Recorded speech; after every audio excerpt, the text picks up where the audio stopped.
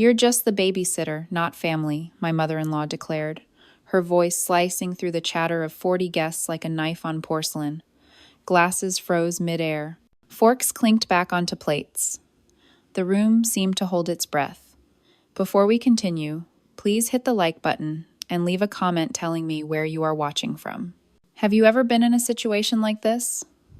Or have you experienced family manipulation that took years to realize? Share your thoughts in the comments below.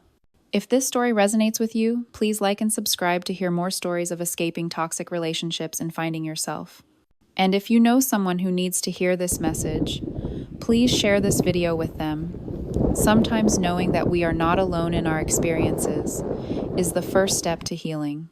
Thank you for listening to my story, and remember that you deserve to be the author of your own life. I stood up. Not fast, not dramatic slowly, like I was letting the silence stretch just enough to make everyone squirm. My heart was pounding against my ribs so loudly, I wondered if the front row could hear it. My palms were clammy, but my smile was steady, practiced, almost casual. Outside, I looked composed. Inside, I was shaking, heat crawling up my neck like someone had just dumped boiling water into my veins. I scanned the room. 40 pairs of eyes flicked between me and her. My husband Daniel shifted uneasily, gripping his glass tighter. A cousin coughed into her napkin. Someone's phone buzzed in the background and stopped. No one spoke. And all I could think, in that sharp slice of silence, was, this isn't new. This is just the loudest she's ever said it. The banquet hall looked almost too perfect, like something staged for a magazine spread. White tablecloths, soft golden light, the faint smell of rosemary chicken drifting from the kitchen. There were strings of fairy lights hung just low enough to make the room glow. I had told myself on the drive over that this dinner would be different, that maybe, just maybe, tonight would be civil. But then she stood up during the toast, her wine glass catching the light, and dropped that sentence like a grenade in the middle of the table. Babysitter. Not family. Funny thing is, I knew the moment I accepted the invitation that something was off. My gut had whispered it when Daniel showed me his mother's text. Family dinner. Everyone's coming. You two should join. The "you two" felt forced, like an afterthought scribbled on a card. I wanted to decline. I almost did. But guilt works like quicksand, it pulls you back even when you know better. So I put on my nicest dress, the one Daniel likes, did my makeup carefully, and walked in with hope, stitched into every step. Hope is heavy, though. By the time I reached the front door, I already felt the weight of it dragging me down. And maybe that's why her words didn't shock me as much as they should have. Maybe I was bracing for them. My chest still tightened like I'd been punched, but the bruise wasn't fresh, it had been forming for years. See, this wasn't her first performance. My mother-in-law, Linda, had been rehearsing this role since the day Daniel and I got married.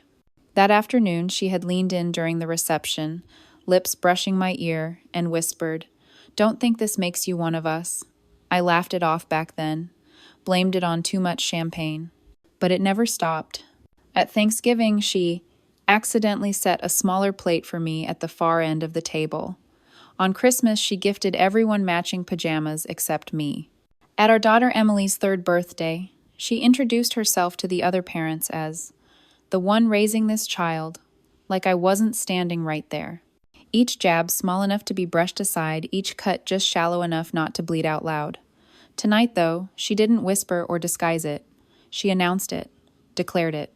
In front of 40 people, some family, some friends, some coworkers who barely knew me.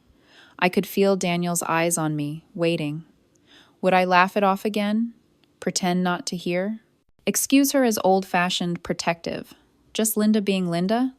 That's what he always hoped I'd do, smooth it over, make it less embarrassing. But I didn't. Instead, I stood there, the weight of every past humiliation pressing into my spine, holding me upright. I let the silence breathe. It's amazing how loud quiet can be when 40 people are waiting for you to crack. Inside, my thoughts tumbled. Am I supposed to sit down? To nod politely? To play the role of grateful outsider forever? My pulse drummed in my ears, but my face betrayed nothing. If she wanted me small, invisible, erased, she was about to learn I wasn't built for that. I raised my glass, slowly, deliberately. A simple gesture, but it cut through the room sharper than her words. Guests straightened in their chairs. Linda's smirk faltered just for a second, but I saw it, and that second was enough. I smiled wider, steady, unshaken, though my knees were trembling beneath the tablecloth. The room was still, the kind of still that makes people lean forward, hungry. What they didn't know, what she didn't know, was that I had been carrying a line for years, rehearsing it in my head, waiting for the right moment. And tonight, under the fairy lights, in front of 40 witnesses, the stage was finally mine. I hadn't planned for it. Not really. But when someone spends years trying to make you disappear, eventually you learn how to make yourself impossible to ignore. The words formed in my mouth, balanced on the edge of my tongue. I could almost taste the shock they would bring. My chest was tight, but it wasn't fear anymore. It was something sharper, stronger. I looked at Linda, still clutching her wine glass, her eyes narrowing as if daring me to speak. And I did, but not yet, not here, because the way I answered her that night changed everything. For her, for me, for Daniel, for all 40 people in that room. And I'll tell you exactly what I said in a moment. The night hadn't even started when my instincts tried to warn me. Looking back, the red flags were so obvious I could practically hear them flapping in the wind. But in the moment, I brushed them off, like I always did, telling myself I was being too sensitive. It began with Linda's text a week before. Family dinner. Everyone's coming. You two should join. Just that. No warm invitation, no details. The kind of message that reads more like an order than a welcome. Daniel thought it was progress. At least she included you, he said, scrolling past it like it was nothing. I didn't correct him. But the phrasing stuck to me, heavy. You two should join. Not we'd love to see you. Not come celebrate with us. Just show up. The evening of the dinner, I took extra care getting ready. My dress was simple but elegant, navy blue with a soft shimmer under the light. Emily clung to my leg, asking if she could come too. She was 6, old enough to notice patterns, and she had already started asking questions I didn't know how to answer. Why does Grandma never hug me as long as she hugs the other kids? Why does she call me Daniel's daughter, but not yours? Each question was another splinter under my skin. We left her with my sister, pretending this was an adults-only thing. Truth? Linda hadn't asked for Emily to be there. Driving over, Daniel kept one hand on the wheel and the other resting on the console between us. It'll be fine, he said like a mantra. She's been better lately. I wanted to believe him. I wanted to picture us walking in, being greeted with smiles, sitting down to a normal dinner. I even let myself imagine Linda complimenting my dress, asking about Emily's school. The fantasy was fragile, but it was something to hold on to. The moment we walked in, it cracked. The hall was gorgeous, polished floors, long tables lined with white linens, the air fragrant with roasted garlic and lemon zest. But the seating chart told the truth. 40 guests spread across 2 tables. Daniel's cousins, his aunts, friends from work, even a neighbor or two. Linda at the head, of course, her wine glass already half full. And me? My name card wasn't next to Daniel's. It was 3 seats away, on the edge, squeezed between a distant cousin I barely knew and an empty chair. Daniel noticed, frowned, but said nothing. He slid into his seat beside his mother, leaving me to glide silently to mine, like an uninvited guest trying not to make waves. My stomach tightened, but I forced a smile, murmured hellos, adjusted the napkin on my lap. Throughout the appetizers, the signs kept stacking. Linda never once looked directly at me, though she made a point of asking Daniel about work, about Emily, about the new car he was considering. Every question was shaped like a circle that cut me out. Even when I offered small comments about Emily's piano lessons, about the recipe for the salad, she let them hang in the air, unanswered, as if my voice had evaporated before reaching her ears. The cousins noticed. I caught glances, quick and awkward. One of them asked me about my job, almost too quickly, as if to cover the silence. I answered politely, kept it light. but underneath I could feel the tension stretching thinner and thinner, like plastic wrap pulled tight across a bowl. One poke, and it would rip. The first real jab came when the waiter brought bread to the table. Linda tapped her glass with a spoon, signaling for attention. "Let's be sure the kids get their slices first," she said. "Mothers at the table know how important that is." She gestured toward Daniel's sister and two other women, all beaming. Her eyes skipped over me completely. The word mother caught in my throat. My daughter was real. My work as a mom was real. But to Linda, it was as if I was just the stand-in caretaker, not the parent. Daniel squeezed my hand under the table, a silent apology. My fingers were cold.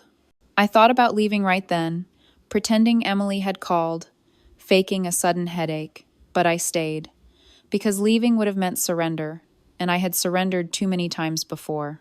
So I played along. I laughed softly at jokes that weren't funny. I nodded when someone talked about a vacation I hadn't been invited to. I sipped water slowly, carefully, as if it could wash away the sting. But beneath all that, my gut was screaming. It told me this night wasn't going to end quietly. Something was coming. Something sharper. I think the moment I knew for certain was when Linda raised her glass again. Her eyes glinted. Her smile stretched too wide. She tapped the rim, and the chatter hushed instantly. It was too deliberate, too calculated. I felt my chest tighten, my hands tremble slightly on the napkin. My instinct whispered, "Brace yourself. She's not finished with you yet." And I should have listened harder, because the next words out of her mouth would make everything before look like child's play. The thing about Linda's words that night wasn't that they shocked me. It was that they confirmed every quiet suspicion I'd been carrying for years. That dinner table declaration was the loudest echo of a pattern I had known since the beginning. It started small, so small that Daniel used to tell me I was imagining things. Back when we were first engaged, I tried to believe it too.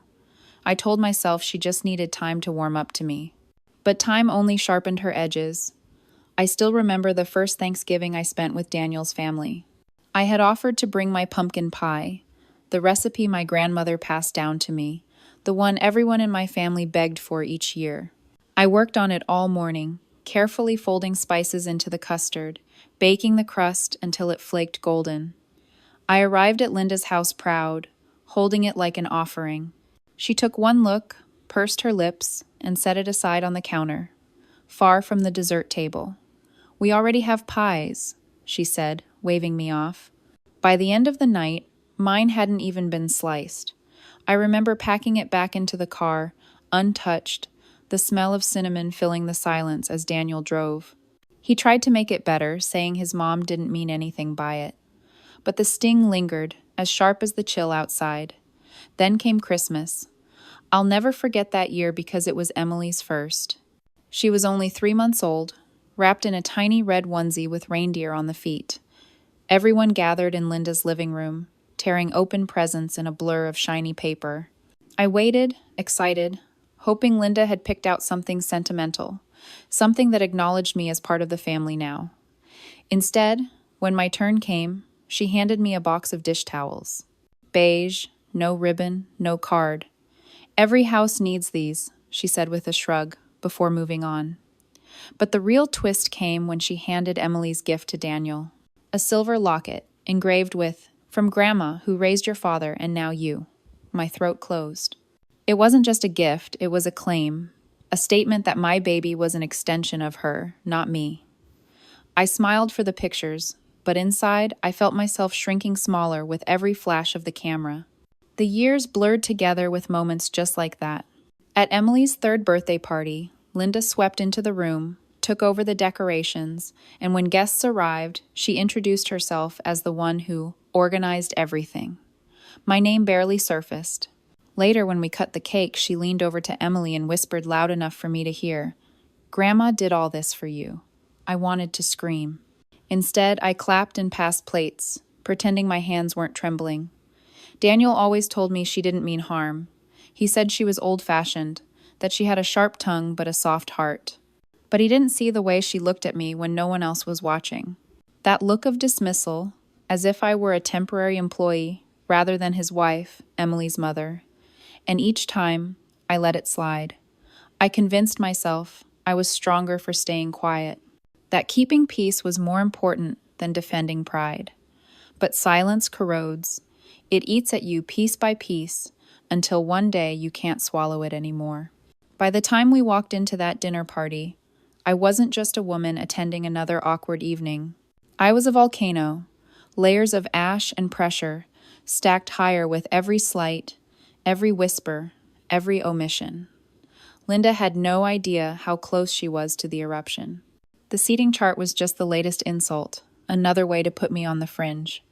But in truth, I had been on the fringe since day one, the babysitter, the extra, the outsider. She just hadn't said it out loud until now. And maybe that's why, when she raised her glass and spoke those words, "You're just the babysitter, not family," my reaction wasn't shock. It was recognition. Recognition of every pie pushed aside, every gift meant to belittle, every birthday hijacked, every glance that told me I didn't belong. Standing there, in that golden-lit room with 40 guests waiting for me to shrink, I realized something I had never admitted before. I wasn't protecting peace by staying silent. I was enabling her. My quiet had been her weapon, the shield she used to keep cutting deeper without consequence. That night, my silence ended. What none of them knew was that I had been preparing for this moment all along, even without realizing it. Each humiliation had sharpened my words like a blade waiting to be drawn. And when I finally opened my mouth in that hall, Linda wasn't the only one who would feel the cut. Linda's words still hung in the air when I rose to my feet. "You're just the babysitter, not family," she had declared. Her glass raised like a gavel slamming down judgment. For a moment, the entire room seemed to hold its breath. I could hear the faint hum of the lights above, the distant rattle of dishes from the kitchen, even the nervous shuffle of someone's shoe against the polished floor. 40 guests stared, frozen. Linda's smile was tight, triumphant, as if she'd finally said the thing she had been aching to shout for years. Her pearls glinted in the light, her posture flawless, the queen at her throne. She thought I would fold. She thought I would sink back into my chair, shrink into the corner, pretend her words hadn't landed like a slap across my face. But I didn't. I picked up my glass, slow and deliberate, the stem cool against my fingers. I let the silence breathe, stretching it until the discomfort thickened in the air. I looked around, meeting the guests' eyes one by one. A cousin lowered her gaze to her plate. An aunt bit her lip. Even Daniel, sitting beside his mother, seemed frozen in place, his jaw tight, his knuckles white around his glass. When I finally spoke, my voice was calm, clear. A little too calm, maybe that kind of calm that makes people lean in, afraid of what comes next. "You're right, Linda," I said, steady. "I am the babysitter." The room twitched, a ripple of confusion. Someone coughed, startled. Linda blinked, clearly not expecting agreement.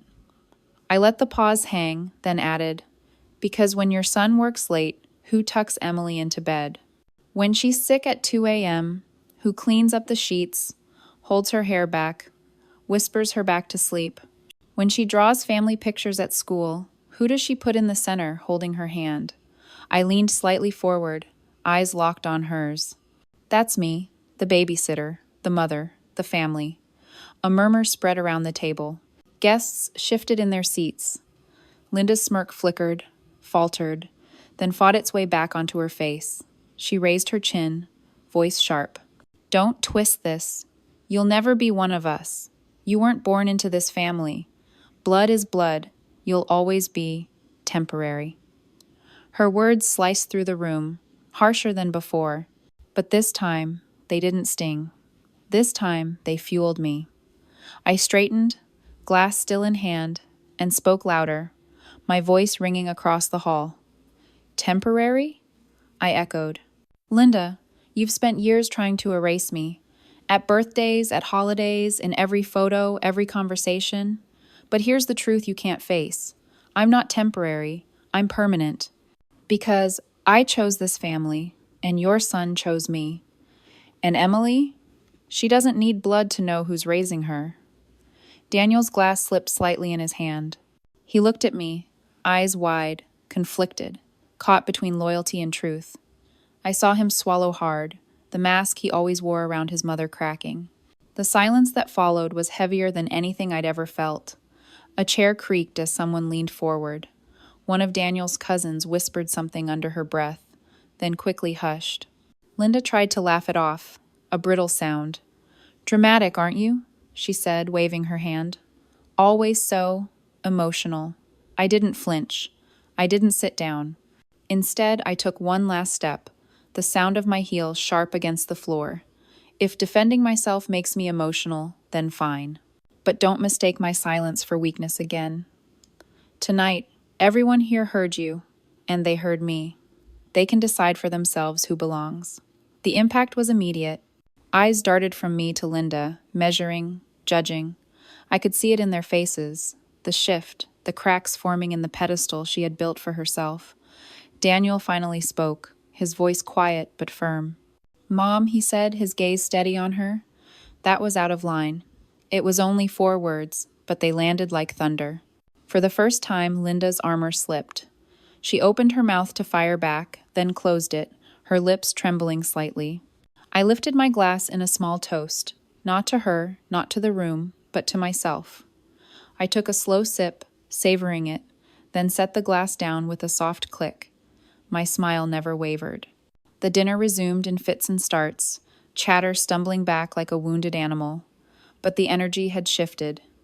People kept glancing at me, at Linda, at Daniel. No one dared to repeat her words. No one dared to pretend they hadn't heard mine. And Linda, oh, Linda, she stayed quiet, her fork pushing food around her plate, her wine glass trembling slightly in her hand. For once, the silence wasn't mine to carry. It was hers. After my words settled into the air, the entire room felt different, like someone had knocked the wind out of it. The chatter that followed wasn't the easy hum of dinner conversation. It was broken, fractured, awkward. Guests spoke in half sentences, their eyes darting like they weren't sure which side of the table was safe to look at. Linda tried to reclaim the room. She lifted her fork, jabbed it toward her plate, and laughed a brittle, too high sound. "Well, that's enough drama for one night," she said, waving her hand as though she could erase what everyone had just witnessed. "Let's eat." But the problem with words is that once they're spoken, they don't vanish. They linger, like smoke after a fire. And tonight, everyone smelled it. A cousin leaned toward another, whispering. An aunt cleared her throat, her face pale, clearly unsettled. Even the waiter, who came to refill water glasses, moved quickly, his eyes avoiding the head of the table. I sat down slowly, smoothing the napkin over my lap, my hands steady now. My chest still burned, but it wasn't fear anymore, it was release. Years of swallowing, years of pretending, years of being invisible had just cracked wide open. Daniel hadn't moved. He stared at his mother, jaw tense, the words he had spoken, that was out of line, still vibrating in the air. It wasn't a dramatic outburst, but from Daniel, it was monumental. His silence over the years had been her shield. Tonight, he had let it slip. Linda noticed. Her eyes flicked to him, searching, pleading, maybe even warning. But Daniel didn't look away. "Daniel," she said finally, her voice tight, "are you really going to sit there and let her disrespect me in front of everyone?" The table froze again. This was the moment she had been counting on all along, forcing Daniel to choose, to stand by her and put me back in my place. She had won this battle countless times before, but not tonight. Daniel set his glass down, the sound sharp in the silence. "Mom," he said quietly, "she didn't disrespect you. She defended herself." Gasps rippled down the table. Someone dropped a fork. My heart leapt into my throat, not from fear this time, but from something closer to shock. He had never said those words aloud before. Not to her. Not in front of others. Linda's face tightened, her cheeks flushing pink. "Defended herself?" she snapped. "Against me? I am the one who built this family. I am the one who raised you. And now she stands here making a fool of us?" Her voice cracked, higher, sharper. She looked around the table, seeking allies, but no one jumped in. The silence stretched again, heavier, until she looked almost small in her own chair. I didn't need to pile on. I didn't need to add another word. The damage was already done, and she knew it. So I stayed quiet, sipping my water, letting the silence work in my favor for once.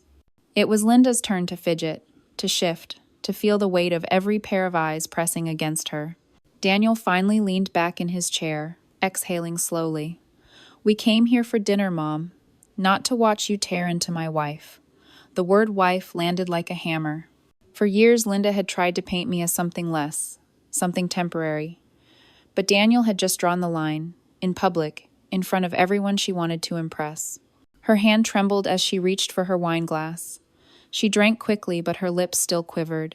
She opened her mouth, closed it, then stabbed at her food instead. The cousins began murmuring again, but softer this time, more sympathetic glances thrown my way. An aunt actually leaned over to whisper, "Good for you," before turning back to her plate. For the first time in years, I didn't feel like the outsider. I wasn't naive. I knew this wasn't the end. Linda wasn't the kind of woman who surrendered easily. But something had shifted tonight.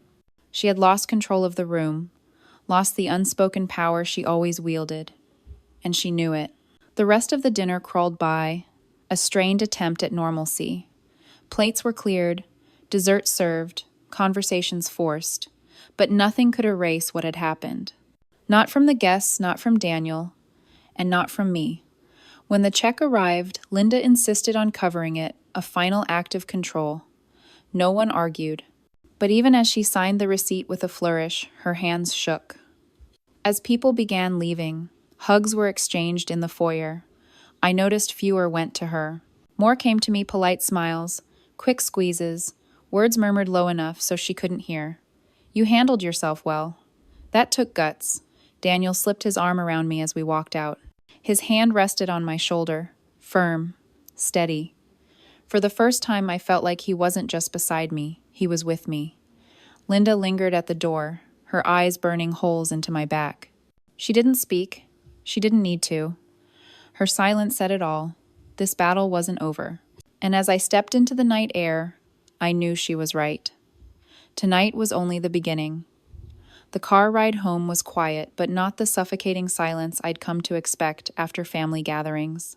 This one was different. It was heavy, yes, but in a way that felt almost cleansing, like a storm had just passed, and the air was finally sharp and clear. Daniel kept both hands on the wheel, his jaw set, his eyes fixed on the road. For the first 10 minutes, he didn't say a word. Neither did I. My hands were folded in my lap, the faint tremor in my fingers finally fading. Outside, the city lights blurred past, glowing against the dark night sky. Finally, he spoke. "I should have stood up for you sooner." His voice was low, rough, like the words had scraped their way out. I turned, watching him in the dim light of the dashboard. His shoulders looked heavier, burdened not by me, but by years of silence he'd let sit between us and his mother. "You did tonight," I said softly. And it was true. For the first time, he had broken the pattern. It wasn't perfect, but it was a start. He glanced at me then, a flicker of guilt in his eyes. "She won't let this go, you know that." I nodded. Of course I knew.